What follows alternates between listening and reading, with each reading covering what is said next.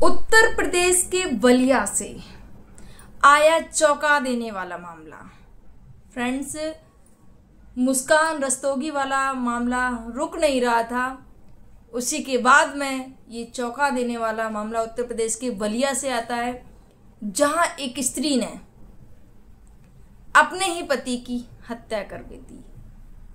Friends, शादी का रिश्ता प्रेम और विश्वास की डोर पर टिका होता है, लेकिन आज के इस दौर में इस कदर इस रिश्ते की धज्जियां उड़ाई जा रही कि शायद कुछ भी शब्द नहीं है बोलने के लिए। बलिया का ये जो मामला है काफी चौंका देने वाला है। एक महिला 45 वर्षीय जिसके पति फौज में जॉब करते हैं।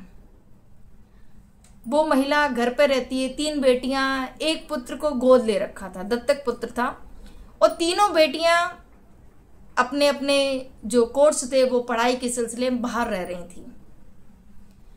यहां पर तभी उस महिला की एक लड़के से 15 साल के लड़के से दोस्ती हो जाती है।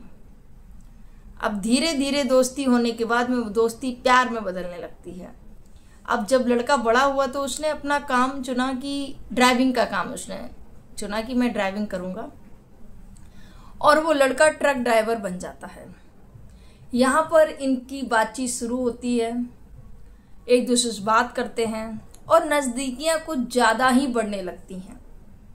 यहाँ पर जो फौजी पति होते हैं उनको कोई पता नहीं था कि उनके पीठ पीछे क्या चल रहा है। जो बच्चियाँ थी, तीनों बच्चियाँ बाहर रहती हैं और जो बेटा था वो भी बाहर रहता था। अकेलेपन को दूर करने के लिए इस महिला ने इस लड़के से दोस्ती की।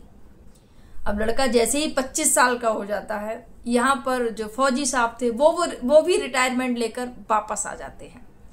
अब जब वापस आ जाते हैं, देखते हैं पत्नी के हाव भाव देखते हैं, ठीक नहीं है कुछ। यहाँ पर जो बड़ी बेटी होती है उसकी शादी कर देते हैं। जो 2 बेटियां थी वो एक राजस्थान में, एक दिल्ली में कोर्स कर रही थी पढ़ाई का, और बेटा भी डॉक्टरी का कोर्स कर रहा था।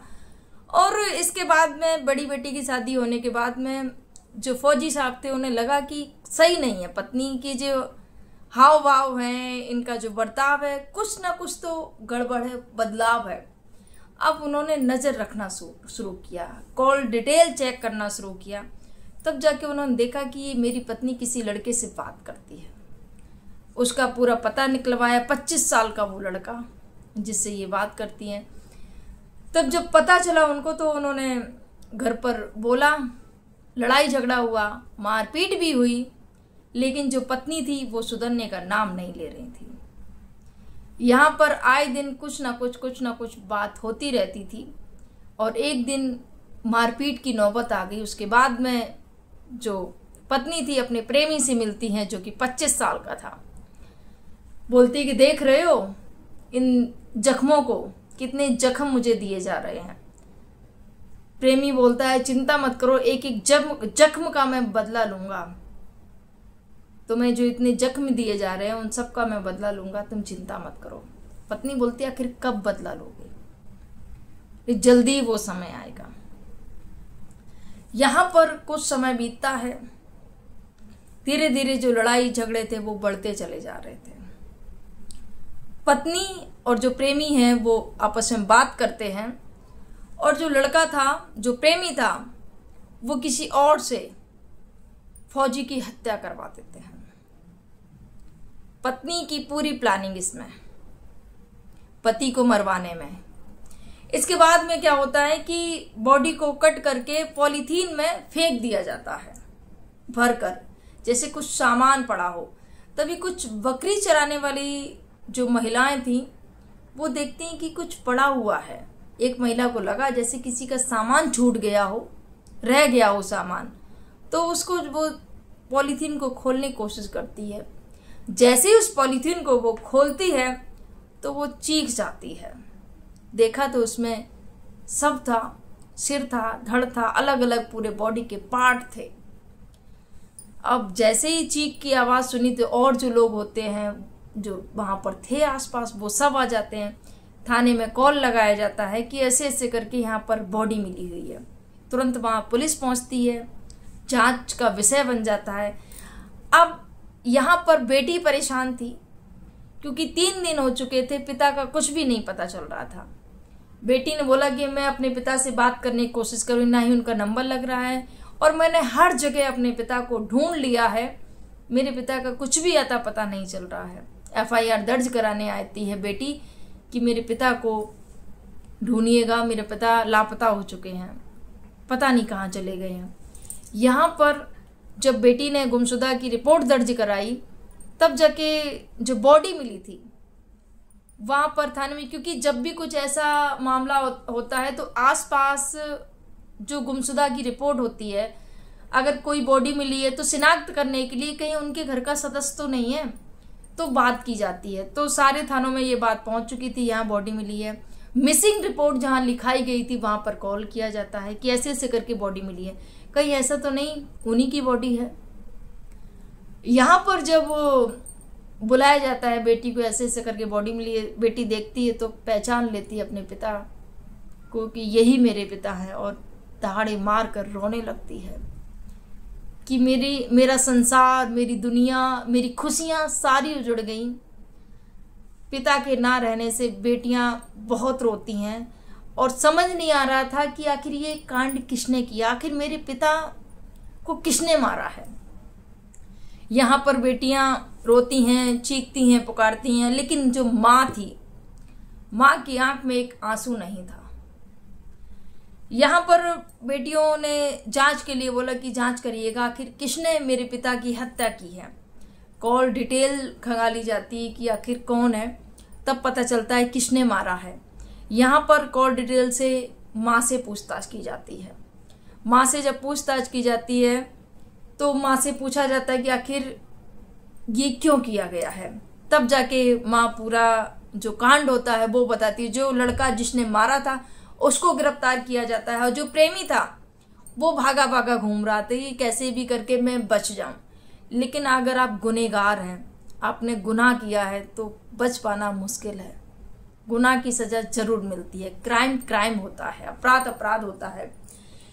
यहाँ पर उस महिला को गिरफ्तार कर लिया जाता है और जैसे ही बेटियों को पता चला कि मेरी माँ ने ही मेरे पिता की हत्या करी है, तब जाके बेटियों का दिल इस कदर रोता है कि क्या किया मेरी माँ ने, हमारी खुशियों को आग लगा दिया।